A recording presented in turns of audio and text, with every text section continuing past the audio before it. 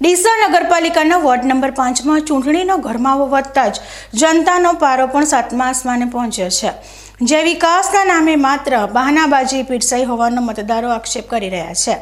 નેતાજીના વાયદા અને જનતાની હાલાકી વચ્ચે સર્જાયેલા આ જંગમાં અપક્ષ સદસ્યોની નિષ્ક્રિયતા હવે ચર્ચાનો વિષય બની છે।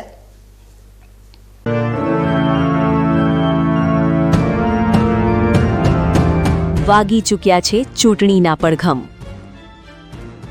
બનાસની ધરા પર ખેલાશે સત્તાનો ખેલ। ગામથી શહેર સુધી કોણ જીતશે જનતાનો વિશ્વાસ? કોના શિરે બંધાશે વિજય તિલક? ઉમેદવાર પસંદગીથી લઈને મતદાન સુધી જુઓ દરેક વિગત સૌથી પહેલા। બનાસની બેટલ માત્ર તમારી વિશ્વસનીય ચેનલ BK ન્યૂઝ ચેનલ પર।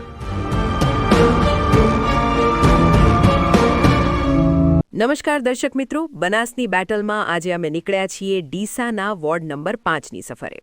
આ એવું વોર્ડ છે જ્યાં રાજકારણની અજીબ ખીચડી રંધાઈ હતી। ગત ટર્મમાં અહીં 2 ભાજપના અને 2 અપક્ષ ઉમેદવારોને જનતાએ વિજયી બનાવ્યા હતા, પણ અફસોસ કે જનતાની અપેક્ષાઓનું અહીં પાણી ભરી વળ્યું છે। ખાસ કરીને અપક્ષ સદસ્યો જગદીશ મોદી અને ધવલ કેલાના વિસ્તારમાં તો જાણે વિકાસ કોમામાં જતો રહ્યો હોય તેવું લાગે છે। જ્યારે અમારી ટીમ આ વિસ્તારની ગલીઓમાં પહોંચી ત્યારે સ્વાગત ફૂલહારથી નહીં પણ વર્ષો જૂના વહેતા ગંદા નાળાની દુર્ગંધથી થયું। આ નાળું એ વાતની સાક્ષી પૂરે છે કે નેતાઓ બદલાયા પણ પરિસ્થિતિ એની એ જ રહી। સ્થાનિક મહિલાઓનો રોષ જોઈને તો એવું લાગે કે જો નેતાજી અત્યારે સામે આવે તો તેમની ખેર નથી। મહિલાઓએ તો રીતસરની ઝટકણી કાઢતા કહ્યું કે કામ કરવાનું હોય ત્યારે સાહેબો મોઢું છુપાવે છે। નવાઈની વાત તો એ છે કે જ્યારે રહીશો પોતાની સમસ્યા લઈને અપક્ષ સદસ્યો પાસે જાય છે ત્યારે તેમને એક જ તૈયાર ભાણું પીરસવામાં આવે છે કે અમારી તો સરકાર નથી, અમે શું કરીએ? હવે વિચારવા જેવી વાત એ છે કે જો તમારી સરકાર જ નથી બનવાની અને તમારે હાથ જ ઊંચા કરી દેવા છે તો ભલા માણસ નૈતિકતાના નામે ઘરે બેસો ને। જનતાના કિંમતી મત લઈને પછી સરકાર નથી એવું લૂલું બહાનું કાઢવું એ મતદારોની મજાક સમાન છે।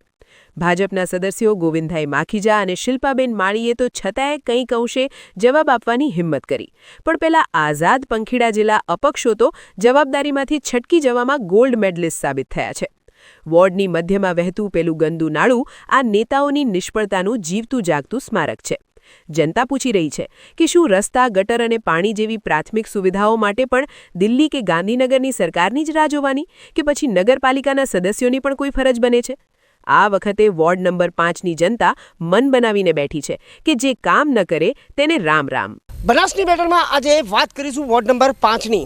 છેલ્લા 5 વર્ષમાં આ વોર્ડના જે મતદારો છે તેમનો અનુભવ કેવો રહ્યો અને અહીંથી જે ચૂંટાયેલા સદસ્યો હતા તેમના દ્વારા શું કામગીરી કરવામાં આવી તેનો આજે હિસાબ મતદારો રજૂ કરશે। આપણી સાથે જોડાયા છે વોર્ડ નંબર 5ની મહિલાઓ, જે જણાવશે કે આ વિસ્તારની અંદર છેલ્લા 5 વર્ષ દરમિયાન કેવા કેવા કાર્યો થયા છે, તેમની પાયાની જે જરૂરિયાતો હતી તે કેટલી સંતોષવામાં આવી છે અને કેટલા એવા પ્રશ્નો હજુ પણ વણ ઉકેલ્યા છે। શું નામ છે આપનું? વસંતીબેન ત્રિવેદી। ખાસ કરીને તો આ 5 વર્ષની અંદર તમારા કયા કયા મહત્વના પ્રશ્નો બાકી રહ્યા? મહત્વના એટલે એમ કહીએ ને કે અમને તો અસંતોષ જ છે, સંતોષ તો છે જ નહીં, બરાબર। અમારે મેન તો આ ગટરનો, એવું નહીં કે કામ નહીં કરતા, અમુક માણસો છે જે કોર્પોરેટર એ કામ કરે છે પણ જે અમારે જોઈએ ને એ કામ થતું નથી। અને આજે ગટરનું તો પ્રોબ્લેમ સોલ્યુશન હજી સુધી 13-14 વર્ષથી તો હું જ જોઉં અને ઘણીવાર અમે BK ન્યૂઝમાંય બોલ્યા, બીજામાંય બોલ્યા, પણ હજી સુધી કોઈ આનું સોલ્યુશન થયું નથી। કેવા કેવા બીજા પ્રશ્નો અન્ય તમારા છે અને અહીં આવતા જે ઉમેદવારો હોય છે તમને કેવી ખાતરીઓ આપે છે? ઉમેદવારમાં તો અમે જોવા જ નહીં મળતા, પણ જે 1-2 છે કોર્પોરેટો એ અમે કહીએ તો અમારું કામ એ કરી શકે છે, બરાબર, એ કરે છે, પણ જે એમનાથી પણ આ રહ્યું જે મોટું સોલ્યુશન એ થતું નથી।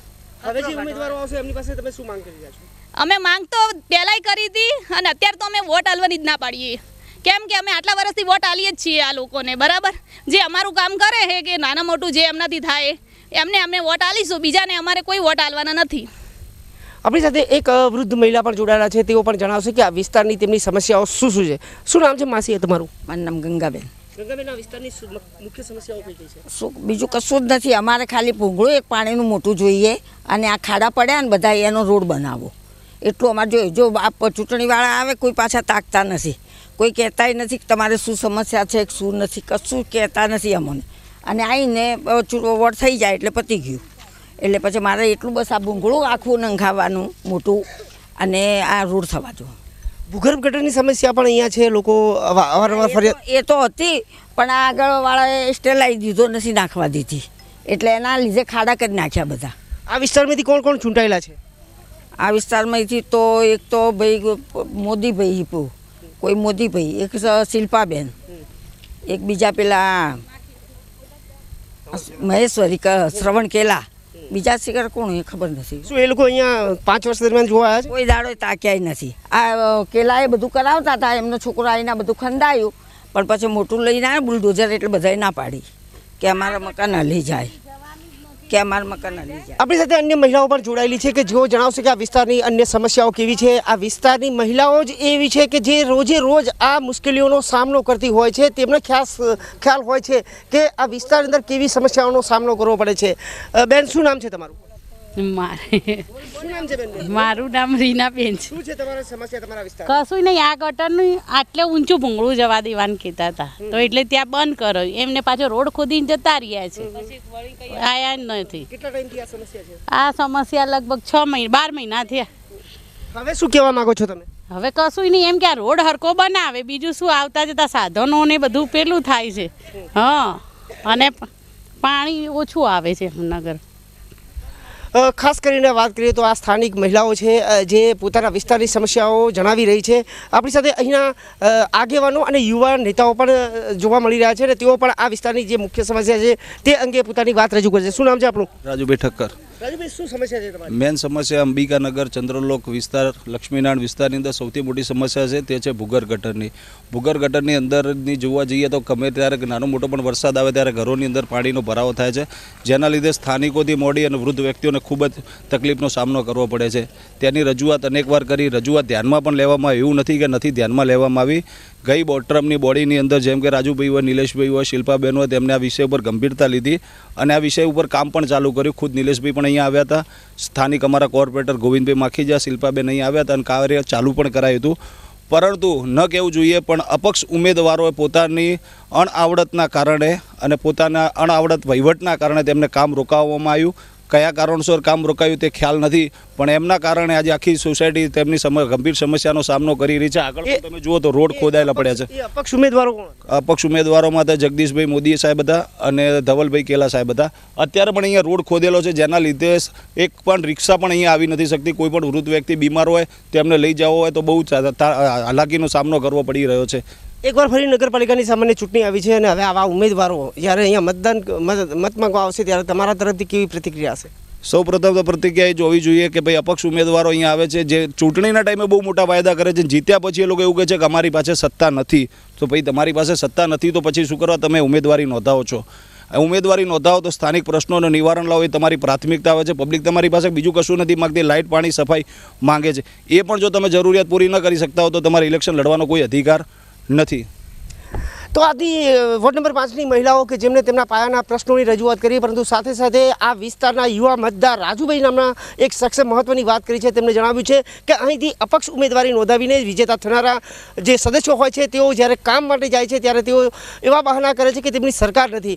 તેમણે એક સ્પષ્ટ ઉદાહરણ આપ્યું કે જો વિજેતા થવું હોય તો આવા બહાનાથી દૂર રહેવું જોઈએ અને લોકોની પડતી મુશ્કેલીઓનો અસરકારક નિવારણ લાવવા માટે હંમેશા સક્રિય રહેવું જોઈએ. અતુલ પટેલ સાથે Haresh Thakor, BK news channel, Deesa. Ward number 5ની મુલાકાત પરથી એક વાત સ્પષ્ટ છે કે જનતા હવે બહાના નહીં પણ બદલાવ ઈચ્છે છે. જે પ્રતિનિધિઓ સત્તા ન હોવાનું બહાનું ધરીને પોતાની નૈતિક જવાબદારીમાંથી હાથ ધોઈ નાખે છે તેમને આવનારી ચૂંટણીમાં મતદારો ઘરનો રસ્તો બતાવવા તૈયાર બેઠા છે તે નક્કી છે.